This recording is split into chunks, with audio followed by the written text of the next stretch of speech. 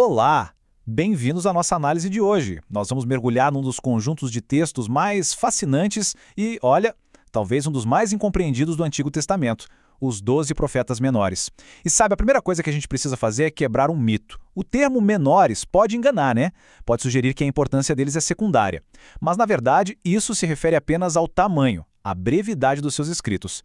Porque juntos eles formam um coro poderoso, uma coleção de vozes concisas que ecoam através de séculos da história de Israel, tratando de temas como juízo, aliança, a luta pessoal e esperança com uma intensidade de verdade impressionante.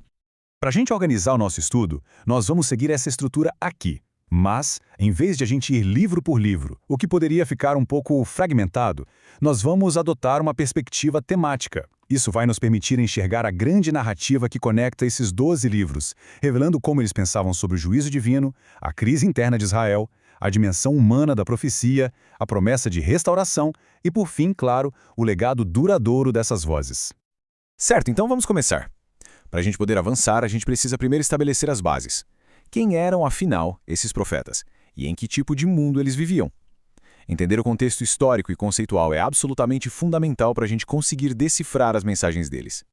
Primeiro, vamos desmistificar de vez esse nome, profetas menores. Como eu já adiantei, isso não tem absolutamente nada a ver com a relevância da mensagem deles. Pensa só, antigamente os materiais de escrita, como pergaminhos, eram caros, eram volumosos. Não era como hoje. A brevidade desses 12 livros permitiu que eles fossem compilados em um único rolo, que em hebraico era conhecido simplesmente como os 12. Essa compilação foi uma questão prática, que facilitou a preservação e a transmissão deles ao longo dos séculos. Mas o conteúdo de cada um, o conteúdo é teologicamente denso e muito, muito profundo. Agora, o que é realmente crucial para a gente entender é este mapa histórico.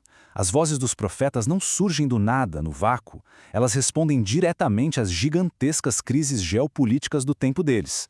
A gente pode dividir a atuação deles em 3 grandes eras, como se fosse uma peça de teatro em 3 atos. O primeiro ato é o período assírio, uma época marcada pela brutalidade e expansão desse império.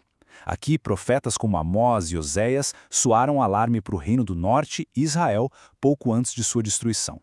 Depois, o cenário muda. A Assíria cai e um novo poder emerge, a Babilônia. Entramos no período babilônico. E aqui, vozes como as de Naum e Abacuque testemunham a queda da Assíria e o evento mais traumático da história de Judá, o exílio. E por fim, o terceiro ato, o período persa. Após décadas de exílio, um decreto de Ciro, o persa, permite o retorno. E é nesse contexto que profetas como Ageu e Zacarias se levantam, falando a uma comunidade que precisa reconstruir tudo, literalmente, do zero. Manter essa linha do tempo em mente é a chave para entender por que as mensagens mudam de tom, de advertência para consolo, de condenação para motivação. Então, para a gente resumir esta introdução, o nome Profetas Menores é uma questão puramente prática de compilação, não de conteúdo. Esses 12 livros nos dão uma janela para quase 4 séculos da história de Israel, uma história marcada pela ascensão e queda de grandes impérios. E o tema central que costura todos eles é a complexa relação de Deus não apenas com seu povo da aliança, Israel, mas também com todas as nações ao redor. Vamos agora para a nossa segunda sessão. Um dos temas mais contundentes e, eu diria, revolucionários nos profetas menores é a ideia de que o Deus de Israel não é uma divindade tribal, é uma divindade local, confinada às fronteiras de uma nação. Pelo contrário, eles proclamam um Deus soberano sobre toda a história, que julga todas as nações segundo um padrão universal de justiça. E esta citação de Obadias, ela encapsula perfeitamente o princípio central desse juízo. É o que a gente poderia chamar de lei da semeadura, um conceito de justiça retributiva, ou seja, as ações de uma nação, sua violência, seu orgulho, sua traição, geram consequências inevitáveis. A mensagem de Obadias é um lembrete solene de que nenhuma nação, por mais poderosa que se julgue, está acima da lei moral do universo governado por Deus. O livro de Obadias, que é o menor livro do Antigo Testamento, é inteiramente dedicado a uma profecia contra a nação de Edom. Mas por quê? Por que tanta atenção a Edom? A razão é profunda e remonta a uma rivalidade ancestral, a história dos irmãos Jacó e Esaú. Israel era descendente de Jacó e Edom de Esaú. Eles eram nações irmãos, e quando os babilônios vieram e destruíram Jerusalém, Edom não apenas assistiu de braços cruzados. Segundo Obadias, eles se alegraram com a queda do seu irmão, participaram do saque e, pior, bloquearam a fuga dos refugiados. O pecado de Edom, portanto, não foi apenas orgulho, foi a traição da mais fundamental das relações. Eles falharam em agir como irmãos no momento de crise existencial, e por isso o juízo divino foi decretado. Agora, a análise fica realmente interessante quando a gente compara as mensagens de Jonas e Naum. Ambos foram enviados para a mesma cidade, Nínive, a poderosa capital do Império Assírio, mas cerca de 150 anos separam um do outro. Com Jonas, a missão é um chamado ao arrependimento, e, para surpresa de todos, a brutal Nínive se arrepende, revelando um Deus cuja misericórdia transcende fronteiras. Mas, 150 anos depois, com Naum, o cenário muda drasticamente. A geração que se arrependeu se foi, e Nínive voltou com força total às suas práticas opressoras. A missão de Naum não é mais um convite à mudança, mas um decreto de destruição final.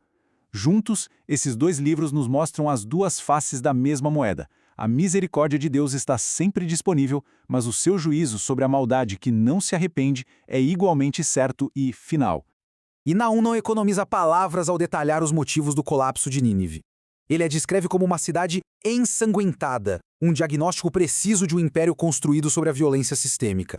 A expressão mestra de feitiçarias e a acusação de vender nações são metáforas poderosas para a exploração imperial e as alianças políticas traiçoeiras que Nínive usava para subjugar outros povos. A sua destruição, portanto, não é um ato arbitrário de um Deus raivoso, mas a consequência direta de uma malícia contínua que envenenou o mundo antigo. Resumindo esta sessão, os profetas nos mostram que a soberania de Deus se estende a todos os povos, sem exceção.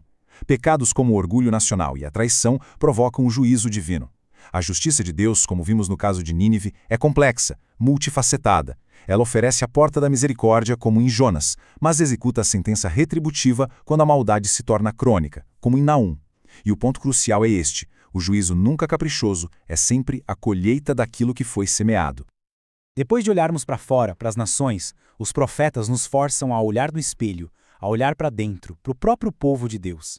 E aqui, a crítica se torna ainda mais incisiva, mais cortante.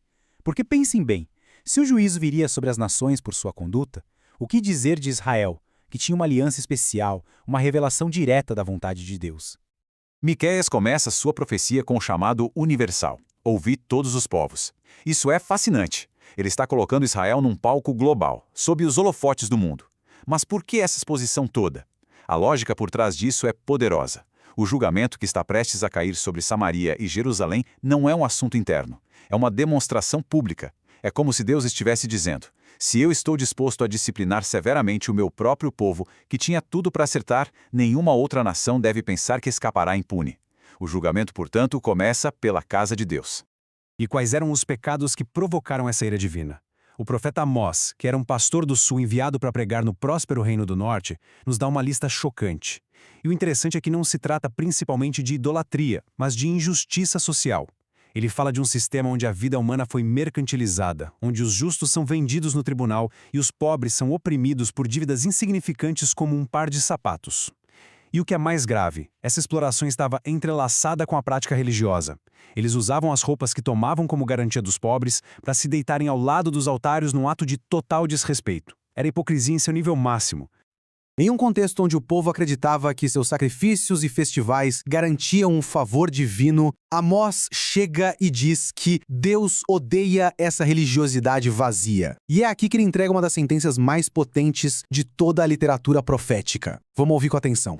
Corra, porém, o juízo como as águas e a justiça como o ribeiro impetuoso. O que Deus realmente deseja não é uma justiça tímida, um pingo d'água, mas uma justiça que flui com a força irresistível de um rio perene, transformando toda a paisagem social. Para Amós e para todos os profetas, a adoração verdadeira e a justiça social são absolutamente inseparáveis. Se Amós usou a linguagem do tribunal, Oséias usa a metáfora mais íntima e dolorosa de todas: o casamento. Por ordem divina, Oséias se casa com Gomer, uma mulher que se torna infiel. Sua vida pessoal se transforma numa parábola viva, num teatro da relação entre Deus e Israel. Israel, ao buscar outros deuses, estava cometendo adultério espiritual contra Deus. A dor, a vergonha e o sofrimento de Oséias espelham o coração ferido de Deus. Mas, e este é o ponto crucial da mensagem, assim como Oséias vai atrás e redime sua esposa infiel, Deus demonstra um amor teimoso, persistente, que não desiste do seu povo, mesmo em meio à sua infidelidade.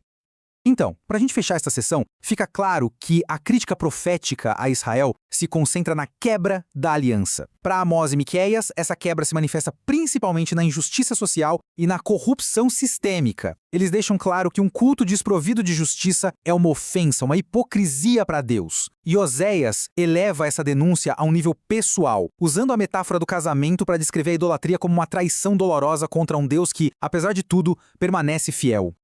Até agora, a gente falou muito das mensagens. Mas e os mensageiros? Ser um profeta não era uma posição de prestígio e conforto. Era um chamado pesado, que frequentemente colocava o indivíduo em conflito direto com sua sociedade, com seu governo e, às vezes, até com o próprio Deus. Nesta sessão, a gente vai explorar a dimensão humana, a luta interna desses homens.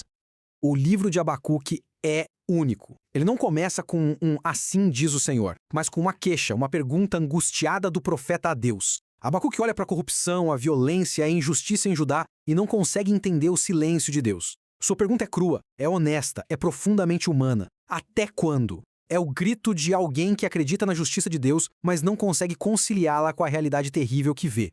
O livro inteiro é, na verdade, uma luta teológica sobre o problema do mal.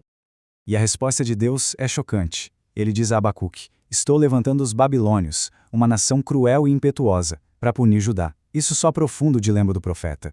Como pode um Deus justo usar uma nação ainda mais ímpia para executar o seu juízo? A resposta final de Deus não é uma explicação lógica que resolve o quebra-cabeça. Em vez disso, é um chamado à confiança. O justo pela sua fé viverá. A fé aqui não é concordar com um conjunto de doutrinas, é uma confiança radical no caráter de Deus, mesmo quando seus caminhos são incompreensíveis e parecem injustos. Jonas nos oferece outro tipo de luta profética. A batalha de Jonas não é com a justiça de Deus, mas com a sua misericórdia. O chamado para pregar em Nínive, a capital do império opressor, era repulsivo para ele. Sua fuga para a direção oposta não é por medo, mas por um nacionalismo ferrenho. Ele não queria, de jeito nenhum, que os inimigos de Israel fossem perdoados. E o mais incrível é que, mesmo depois de cumprir sua missão e ver Nínive se arrepender, Jonas fica com raiva da compaixão de Deus. O livro termina com uma pergunta aberta de Deus para Jonas e para nós, desafiando os nossos preconceitos sobre quem merece ou não a graça divina. Resumindo, ser um profeta era uma vocação de alto custo pessoal e emocional. Abacuque nos mostra a honestidade da dúvida diante do mal e nos ensina que a resposta não é uma fórmula, mas a fé, uma confiança perseverante no caráter de Deus. Jonas, por outro lado, ilustra a luta contra os nossos próprios preconceitos, contra o nosso tribalismo e a dificuldade de aceitar uma vontade divina que é muito mais ampla e misericordiosa do que a gente gostaria. Após as duras mensagens de juízo e o trauma do exílio babilônico, a narrativa profética muda completamente de tom. A tempestade passou. E aqui, a própria natureza da profecia se transforma. O foco se desloca radicalmente da advertência para a motivação. A tarefa agora é reconstruir uma cidade, um templo e uma identidade nacional a partir dos escombros. A profecia se torna a voz da esperança. O número 70 é fundamental para entender este período. O profeta Jeremias havia profetizado que o cativeiro na Babilônia duraria 70 anos. Portanto, o retorno permitido pelos persas é visto como um cumprimento da palavra de Deus. No entanto, a realidade encontrada pelos que voltaram era desoladora. A terra estava em ruínas, a economia era precária, havia oposição dos povos vizinhos, e a euforia inicial rapidamente deu lugar ao desânimo e à apatia. É exatamente nesse cenário de desânimo que surge o profeta Ageu. Cerca de 18 anos após o retorno, a reconstrução do templo tinha parado completamente. O povo, focado na própria sobrevivência e em reconstruir suas vidas, tinha perdido o ímpeto. Ageu chega e faz um diagnóstico direto, quase como um choque de realidade. É para vós tempo de habitardes nas vossas casas forradas, bem acabadas, enquanto esta casa, a casa de Deus, fica deserta? Ele estabelece uma conexão direta entre a crise econômica que eles enfrentavam, a colheita ruim, a inflação e a negligência espiritual deles. As prioridades estavam invertidas. E aqui a gente vê a grande mudança no tom profético. A mensagem de Ageu não é primariamente de condenação, mas de motivação. Ele se dirige aos líderes, o governador Zorobabel e o sumo sacerdote Josué, e a todo o povo com uma palavra de ordem, repetida várias vezes: esforça-te e trabalhai. Mas atenção! Essa não é uma mera exortação ao esforço humano, à autoajuda. A base para a ação é uma promessa divina poderosa, porque eu sou convosco. A presença de Deus no meio deles é o que capacita e dá sentido ao trabalho. E ao mesmo tempo que Ageu atuava o profeta Zacarias, oferecendo uma mensagem complementar. Eles eram uma dupla perfeita. Se Ageu era o profeta do aqui e agora, prático, focado na tarefa urgente de levantar as paredes do templo, Zacarias era o profeta da visão de longo alcance. Através de uma série de visões simbólicas, ele aponta para um futuro glorioso, para uma purificação espiritual e uma esperança messiânica. Enquanto Ageu dizia: trabalhai, Zacarias lembrava que a restauração final não viria por força nem por violência, mas pelo meu espírito. Os dois ministérios, o prático e o visionário, eram essenciais para reerguer a nação. Em resumo, o período pós-exílio marca uma virada decisiva na mensagem profética, do juízo para a esperança. Ageu chama o povo à ação imediata para reerguer o templo, o centro da vida comunitária. Zacarias complementa essa obra com uma visão de renovação espiritual e esperança futura. A lição fundamental deste período é que a restauração nacional, tanto física quanto espiritual, depende da consciência da presença ativa de Deus no meio do seu povo. Muito bem, chegamos à nossa sessão final. Depois de percorrer todos esses temas de juízo, aliança, luta pessoal e esperança, a pergunta que fica é: e daí? O que essas vozes antigas, de milênios atrás, têm a dizer ao nosso mundo hoje? Qual é, afinal, o seu legado duradouro? Esse quadro nos ajuda a sintetizar as grandes contribuições teológicas dos profetas menores. Primeiro, a soberania de Deus. Ele não é um Deus local, ele é o juiz justo de todas as nações. Depois, a justiça social. Com Amós e Miqueias, aprendemos que uma fé autêntica, uma adoração verdadeira, deve se manifestar em justiça para com os vulneráveis. Em terceiro lugar, a fidelidade da aliança. Oséias nos mostra um Deus que, como um marido traído, permanece fiel e busca restaurar a relação, mesmo quando seu povo é infiel. Em seguida, um conceito-chave: o dia do Senhor. Profetas como Joel e Sofonias falam de um dia futuro de acerto de contas, que trará juízo para os ímpios e salvação para um remanescente fiel. E, finalmente, crucialmente, em meio às ruínas, Miqueias e Zacarias plantaram sementes de esperança messiânica, apontando para um futuro rei, um governante que traria a verdadeira paz e justiça. Portanto, e este é o ponto crucial, a função do profeta vai muito além de simplesmente prever o futuro. A gente costuma pensar em profecia como uma bola de cristal, mas essa é uma visão muito limitada. O verdadeiro legado profético é um chamado ético atemporal. É um convite insistente feito a cada nova geração para examinar criticamente suas estruturas sociais, suas práticas políticas e sua vida pessoal à luz do caráter de Deus. Um caráter que é, ao mesmo tempo, perfeitamente justo e infinitamente misericordioso. E assim, a gente encerra com esta questão, que não tem resposta fácil, uma questão para reflexão. Quando a gente ouve os gritos de Amós contra a exploração econômica, as perguntas angustiadas de Abacuque sobre o silêncio de Deus diante da violência, ou o chamado de Ageu para a gente priorizar o que é eterno, é impossível não ver a relevância disso tudo. Como então essas vozes antigas vindas do templo e do exílio continuam a nos desafiar em nossos próprios debates sobre justiça, sobre fé e sobre responsabilidade social? A resposta a essa pergunta define o verdadeiro legado vivo dos 12 profetas para nós hoje.